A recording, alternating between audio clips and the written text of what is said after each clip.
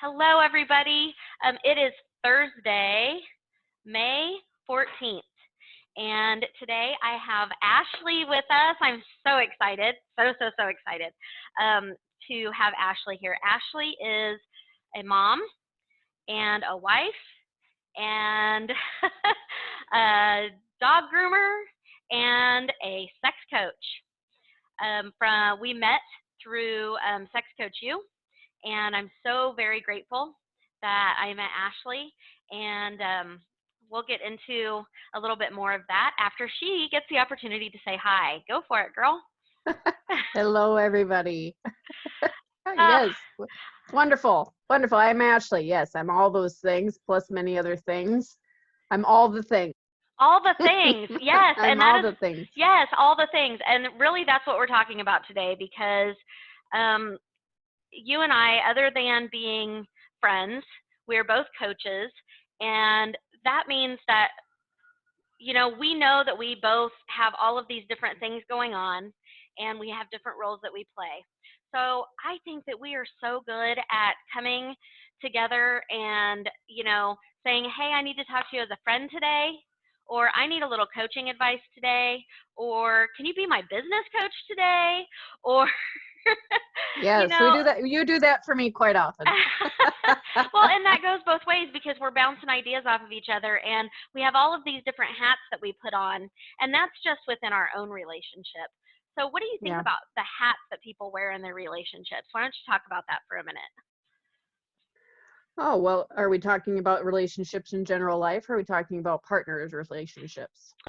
How about from the perspective of a woman and the various relationships that they have? So Yes. basically both of those things you were talking about. Yeah, definitely. So as a woman especially, and I'm not saying that men don't have multiple hats either, but women, we are different than men. It is a scientifical fact. We're different than men. Our brains and hearts and emotions are totally different.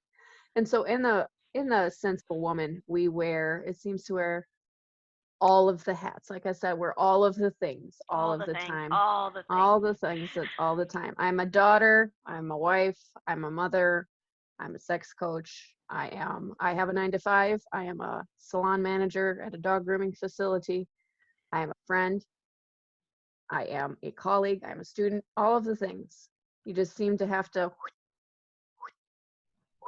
do that all day, and And maybe sometimes they multiple pile hats. up, right? Yeah, multiple hats, like a Dr. Seuss character. You're trying to balance it as you go through the day. Yeah. Oh shit, that one fell. Yeah, No. yeah.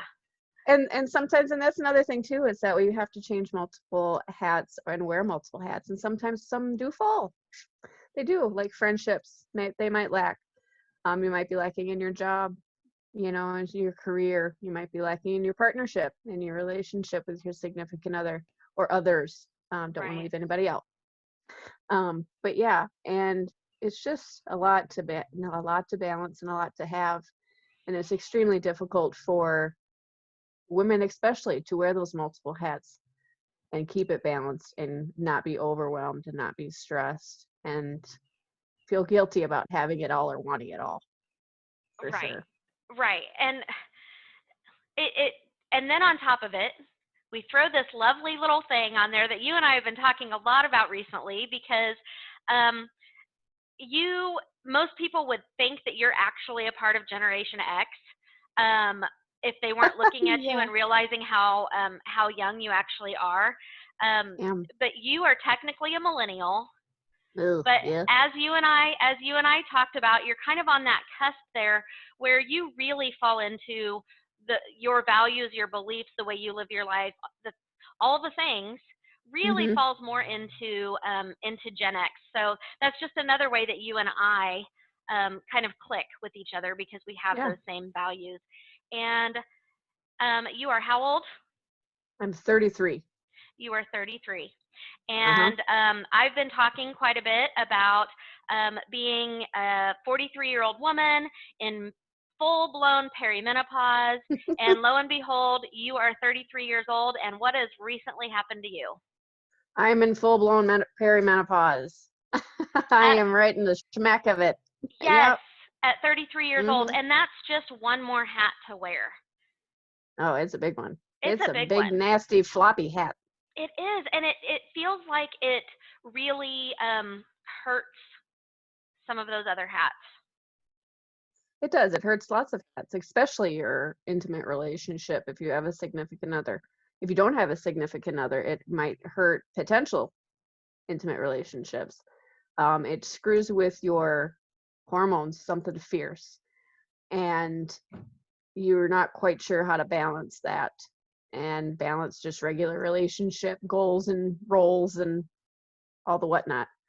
Perimenopause, like we had discussed before we got on the call, does not have to be. I mean, the general average women are what's the age between 45 and 60? I think it is.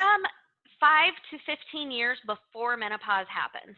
So we Yeah, generally think before. about menopause happening in our 50s. So, Yeah, 5 to 15 years, perimenopause might start when you're in your late 40s, but it can also start when you're in your 30s. yeah, definitely. And was that a big surprise to you?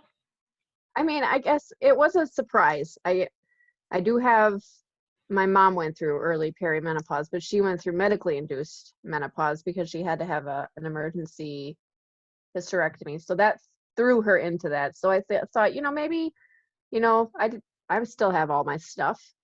I'm not going to have this. Right. Well, then I come to find out that it was probably genetic. I found out that my grandma, her mom, and then her mom, they went through early stuff. And so that part didn't surprise me. I kind of knew that it might happen, but it still is a shock to the system when your assumptions of possibly having this or going through this are affirmed. And then you're like, well, shit, my whole fucking life's going to change. Yeah. I've gained 15. Well, I weighed myself this morning, and water goes up and down, but I'm almost 20 pounds heavier in 2 months than I was 2 months ago. And I exercised pretty frequently. I have been lacking, but I'm getting back on the wagon. I was exercising pretty frequently. I started intermediate fasting, and I tried that, and that was working for a short period of time, and then whammo, it wasn't working anymore. I was getting hot flashes, waking up in the middle, all the symptoms, all the things. Right. All of it. It like came crashing down on you, and it was. I'm going to use the word funny here, but it wasn't really funny. It was good. But I was talking about it a lot. Yeah. Because of my women's group, and Yep. we were talking about it in there a lot, and I was really, it's just so important, and it feels like it's not talked about. Like menopause is talked about, but the whole period before menopause is not talked about. So I was really kind of slamming the group with, listen, ladies, you need to listen to me. Some of the stuff that you're going through, there's a reason And even for I was it. like, Yeah, yeah, like shut up with the menopause stuff, because people don't want to hear it. People don't want to no, hear it, but I didn't want to hear it and I either. guess that's why it's not in the media. It's why we don't see it, but it's necessary. And I'm glad that we were talking about it. And I was Mhm. glad when you said, you know what, I think this is happening to me. Yeah. And Yeah, you went to because the it did all doctor. kind of crash down, and I was not sleeping badly because I would wake up in a puddle of nastiness, and I was irritable, and I did not want to have sex. And I'm a sex coach. I'm not saying that all sex coaches have high libidos, but this one does. I'm just saying. Right. And I didn't want anything to do with my husband, not, mentally, but my body was like, no, no, no, no, no. You're too tired, you're too fat, and all those things. And I'm a pretty confident person as well. And my confidence kind of shot out the window too. And I'm like, this is just not mentally healthy, Yeah. and I really had to sit and self-reflect. And the time that it really clicked was when I had only 3 hours of sleep in 48-hour time. And I was just dozing off on the couch, and my 16-year-old had to wake me up for something. It was in the middle of the day. I still had to take care of my children. And she goes, something, mom, something, something, something. And I wake up and I see a blue rabbit on the couch. I was hallucinating Yeah. because I was so tired and I could not sleep. Yeah. And she literally thought that she would have to call my husband because mom's going crazy. Yeah. And you get that severe tiredness and lethargy in the middle of the day, but then at night you're like, What's up? sleep? Mm-hmm. That ain't Yeah. happening. And No. we often attribute that to, oh, well, I'm stressed. Oh, well, this. Mm. Oh, well, that. I know that And this is that's what I did personal. at first. Oh, yeah. Oh, Yeah. totally. Mm-hmm.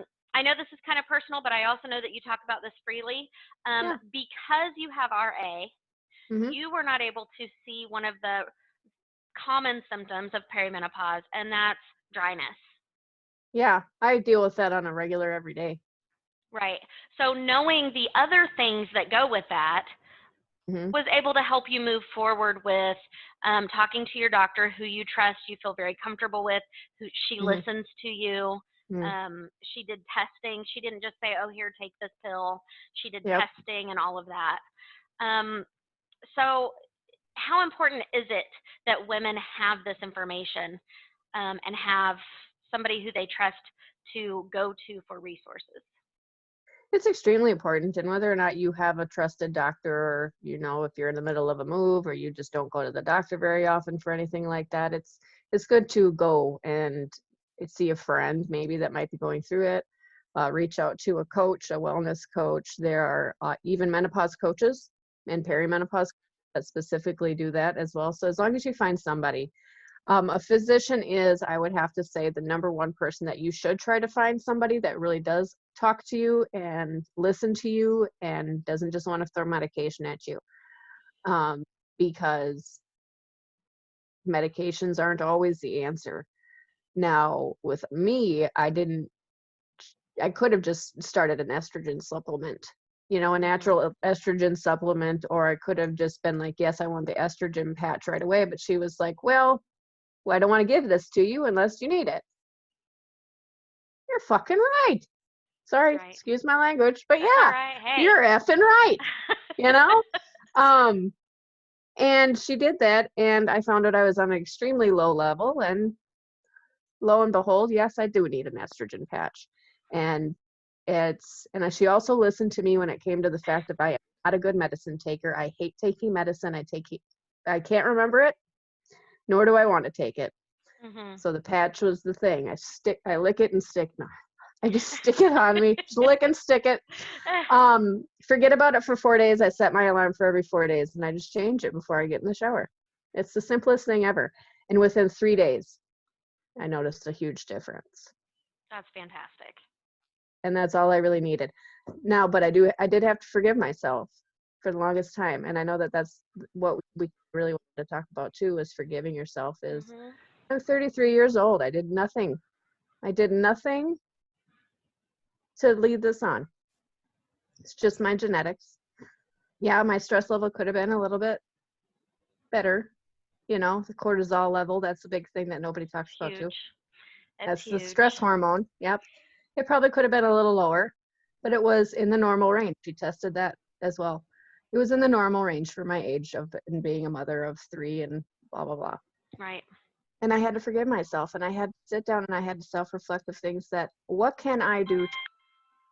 So I wasn't good in my fitness journey. I had fallen off whack. I'm going to sit and go, oh my God, I've gained 20 pounds. No. Well, maybe I did for a little bit. I'm telling you, that fitness thing kicks our ass. It does. You knew, now, before I moved here, you knew that on May 10th, I was starting a program because I want to do the female physical fitness test for the Marines. I want to do it, and it's just important to me, and I really, really want to do it. And then we move, and the Tuesday before that date, I bang my foot, and here we are, and I'm not able to go out there and run like I had expected, like I had been preparing myself to be able to do. And that I'm so glad that you had said that in the group the other day, because I do have to forgive myself. I could, today I did 30 minutes of Zumba. Mm-hmm. And was like, woo, 30 minutes, because Yeah. I haven't been able to. I was just working my arms for the last week. And when the doctor told me that it could be 6 weeks before I could get back to my level of fitness, I was heartbroken and angry, pissed off at the world and at myself. Like, immediately I started going, oh, you stupid. Why didn't you look and pay attention that there was that box on the floor? Yeah. But it's okay too. I also want to address that it's okay to feel those feelings. It's okay to wallow in your feelings. I mean, those disappointment or that pissed offness or that perimenopause right now. It's Yeah. one more thing, one more hat I gotta wear, you Yeah. know, whatever.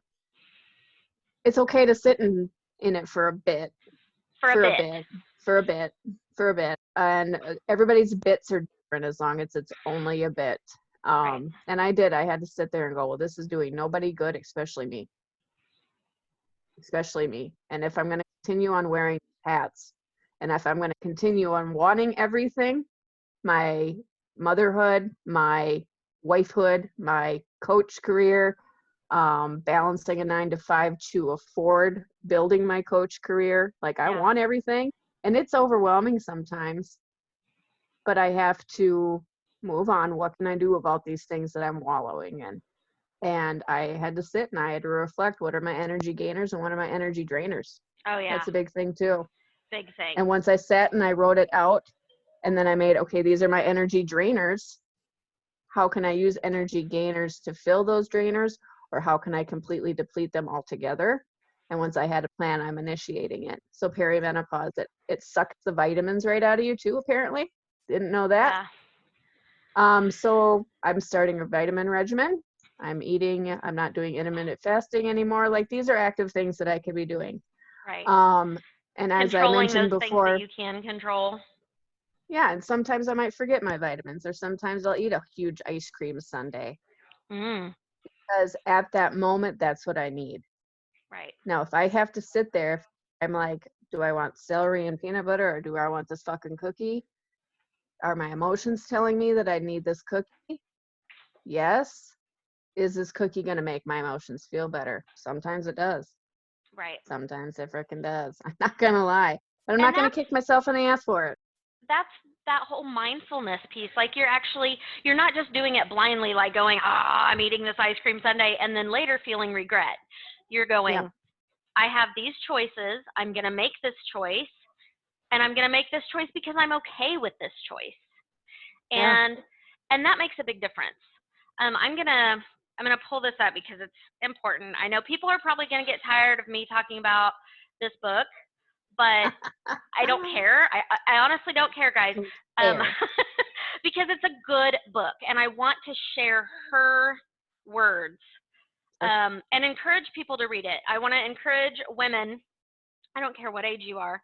I want to encourage women to read this. So, in Ada Calhoun's book, um, Why We Can't Sleep, Women's New Midlife Crisis. She is in the section there where she's talking about perimenopause, and I love that she actually talks about and uses that word in the book. She says, I'm not knocking choices, just saying that having so many of them with so little support has led to a great deal of shame. Mm-hmm. Being a full and equal partner, both at work and at home, having a rich social life, contributing to society, staying in shape, doing all that is exponentially harder when doing any one thing. We asked for more, and did we ever get it? I firmly believe it's fairer. Easier? No. No. And we were talking about that the other day too. It's Yeah. fine that and then we had talked, like you had mentioned when you were talking to Amanda yesterday as well, our different generations. The baby boomers fought for all of these things that we wanted. Gen X, we started striving for those things. And even though I'm considered technically a millennial, and the millennials do act entitled, it's because that they're finally doing what we wanted to do. Right. We have those freedoms. They're doing in relationships, especially the Yes. normal relationships, intimate relationships. They don't have male female roles. They're sharing all responsibilities. They are striving for equal pay. They are doing everything that the baby boomers have fought for. It's just Gen X. We have the baby boomer values, like you had said before, but we still want the things that our precedensors before have strived to give us. Right. And so that's why I do, generally Well, and rate shame on the us Gen if X. we don't Shame on take us. that opportunity to have it all. Yeah. And it is. It's not easier by any means. It's not. And to be real honest No. with you, but that's my big thing is how can I have it all? This is like within the last few months. Life is hard, and this COVID-19 shit's hard, and traumatic things happen at any other time in your life as well. How can I have it all? You have to forgive yourself. You have to go, it's okay that I ate that ice cream sundae. It's okay that I gained 15, 20 pounds. It's okay. Well, what can I do about it now? I can do this, this, and this. And then when you don't do one of those things, again, still be forgiving and compassionate to yourself. Right. Still be hard on yourself to get the fuck back up Right. on You your can be promises realistic and compassionate at the same time. at the Those same two time. things do not have to be separate. No. And then I also have to listen to myself. I truly believe that women of all generations have to start listening to themselves. They have to start listening to their physical bodies. That's Yes. how I found out I had perimenopause. They have to listen to their minds and their overwhelm. All of my everythings are stressing me out. I need to take this fucking stack of hats off, set it to the side, and plan some alone time. Right. That's what I gotta do. Right. You know, sometimes you just have to disconnect from everything and just connect to you. Right. And when And you get that, it's good. the thing that gets me the most about, I guess, the all the things is we are the ones that choose. We are, I think, Generation X specifically, and maybe this is why we get mad at millennials, I'm not sure, but Generation X, I think, has a terrible habit of listening to the shoulds. Well, Yeah. I want this, so I'm going to get that. Everybody says I should do this, so I'm going to do all of that too. And in Mhm. doing so, we're not taking care of our health, our safety, and our welfare. So we have lots of addiction going on. So what we need to do, and I'm going to use that word need, because need is, we've got all of this. We need to do some of the things we want. We need to do some of the things we should. And we pick that based on, is it good for my health, my safety, and my welfare? So when we're trying to do all of those things, if I don't want to be a full-time worker and run a business and do this, I don't have to do that. Just because Mhm. my best friend is doing it doesn't mean that I have to. And when Yeah. I start listening to all of those shoulds and letting the world should all over me, then that's where I get into that overwhelm. Yeah. And that's what we really need to evaluate, I think, as women is, okay, I'm feeling overwhelmed. Where is it coming from? And what of these are things that I don't want Mhm. and they don't take care of my health, my safety, or my welfare?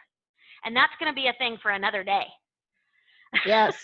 Because And we're going to 15 sneak minutes, sexuality in there as yes, well. we are. And Sneak actually, it over.